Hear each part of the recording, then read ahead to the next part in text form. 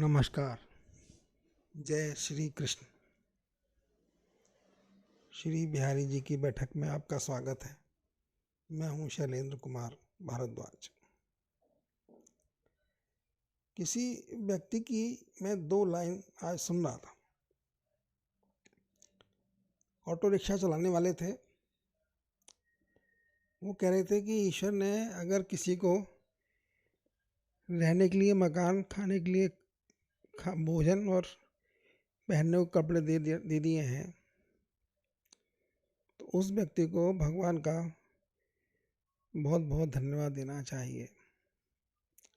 और हर व्यक्ति के धन्यवाद देने के अपने अपने तरीके हैं। मुझे लगता है कि कुछ देर प्रभु चर्चा करना मेरे लिए प्रभु को धन्यवाद देना ही है, क्योंकि कल जब मैं थोड़ा घूम रहा था, भ्रमण पे था, तो 2 युवा बैठे बातें कर रहे थे। उनकी बात मेरे कानों में पड़ी।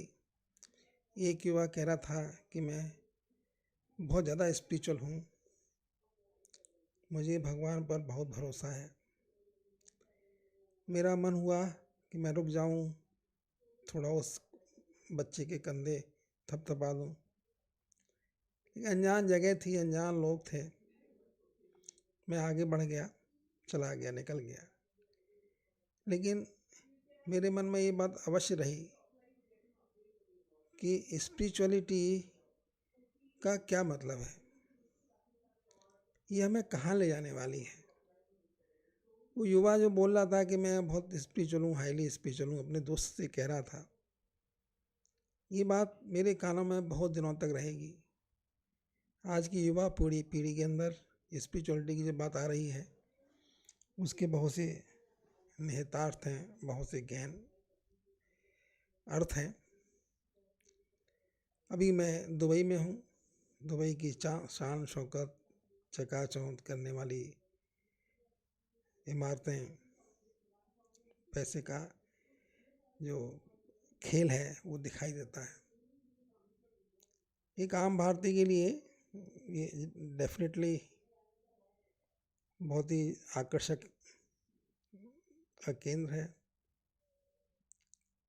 लेकिन अब मैं जब अपने देश के लिए वापस लौटने की तैयारी में हूँ, मुझे लग रहा है कि ये सब आकर्षण, ये ऊंची ऊंची इमारतें, ये धन लिप्सा, ये शायद कभी काम की नहीं। मेरे पास एक और न्यूज़ भी थी कल कि इन्फोसिस की स्वामी की नारायण मूर्ति जी की वाइफ सुधा मूर्ति कुंभ में आई, 3-4 दिन प्रवास किया, गंगा स्नान किया। उनके कुछ फोटोग्राफ भी वायरल हो रहे थे। धन के मामले में इन्फोसिस की सुधा मूर्ति का मुकाबला एक आम आदमी तो नहीं कर सकता। मतलब एक आम आदमी के लिए पहुंचने लायक नहीं है, अब असंभव है। तो धन कमाने के बाद भी अगर वो स्पिरिचुअल होना चाहती हैं और उनको लगता है कि स्पिरिचुअलिटी ही अंतिम सत्य है, तो मुझे लगता है कि अगर मैं स्पिरिचुअलिटी की बात करता हूँ तो इसमें कुछ अनर्थ नहीं है, किसी ना किसी का भला होने की संभावना ही है। स्पिरिचुअलिटी के जो तत्व हैं वो मेरे लिए नित नए रूप लेके आते हैं। हर रोज ऐसा लगता है कोई नई चीज़ सामने आई, कुछ नया खुला। जब हम होश संभालते हैं, चलना शुरू करते हैं जीवन यात्रा पर, तो 2 मार्ग साथ साथ चलते हुए 2 मार्ग दिखाई देते हैं। एक मार्ग है आध्यात्मिक मार्ग और एक मार्ग है संसारिक भोग का मार्ग। जो पथिक हैं उस यात्रा के पे चल रहे हैं, उनके सामने हमेशा ये 2 ऑप्शन रहते हैं। एब्सोल्यूट टर्म में तो ना कोई पूरा आध्यात्मिक हो पाता है, ना पूरा सांसारिक या भोग मार्ग में चल पाता है। लेकिन फिर भी किसकी जिज्ञासा किसके प्रति कितनी ज़्यादा है, ये उसका अपना अपना कर्मफल है, अपनी अपनी सोच है।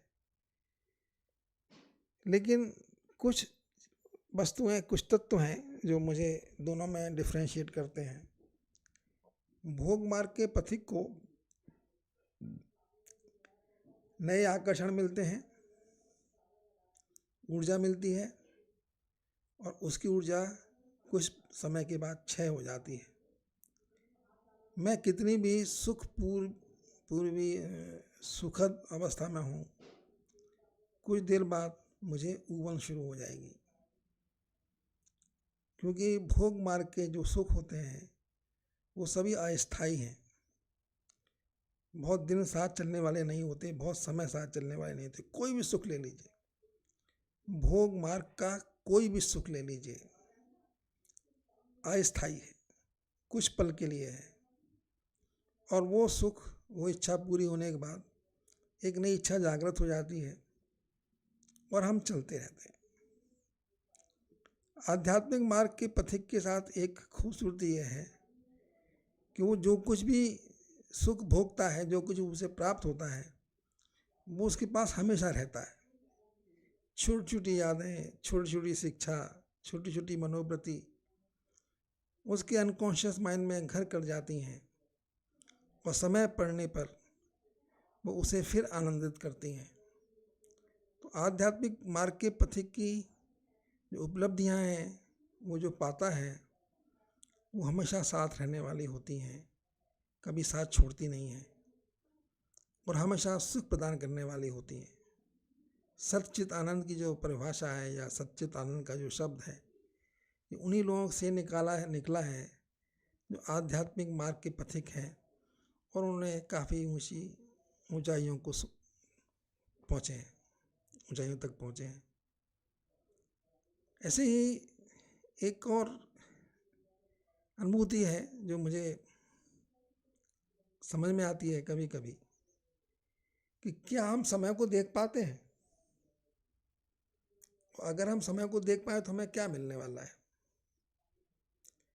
समय को देख पाना इस दुनिया की जो बहुत सी खूबसूरती हैं, हम लोग कहते हैं ये अचंभे हैं, ये अचंभे हैं, लेकिन एक सबसे बड़ा अचंभा जो मुझे नज़र आता है वो समय है। और जो दूसरा अचंभा मुझे नज़र आता है सृष्टि का, दुनिया का, वो मैं स्वयं हूँ, हम जीव, हम प्राणी। तो समय और मेरा जो तालमेल है, समय के साथ मेरी जो गति है, वही मेरी यात्रा है, और वही मेरे सुख और दुख का कारण भी है। तो क्या हम समय को देख पा रहे हैं? क्या हम समय को पकड़ पा रहे हैं? और अगर पकड़ लेते हैं समय को देख लेते हैं, तो हमें क्या अनुभूति मिलती है? समय को देखने का मेरा तात्पर्य है कि इस पार्टिकुलर मूवमेंट में रुक जाना, थम जाना, इसको निहारना। ये समय के साथ रुकना है, समय को देखना है। होता क्या है कि हमारे पास जो इंद्रियां हैं, जो सेंसर्स हैं हमारे, उन सभी सेंसर से जो भी एक्टिविटी होती हैं, वो हमारे मन में कुछ भावों को जनरेट करती हैं। आँखें जो देखती हैं, वो उनका कोई मतलब नहीं है अगर उस देखने का हमारे अंदर कोई भाव जागृत ना हो। सिमिलरली कान जो सुनते हैं, कान से अगर हमारे अंदर घुसे शब्द हमारे अंदर कोई भाव जनरेट नहीं कर पाए, तो उन कानों का कोई खास महत्व नहीं है, उस सुनने का कोई महत्व नहीं है। तो देखा जाए तो सभी इंद्रियां अपने अपने भावों से गवर्न होती हैं।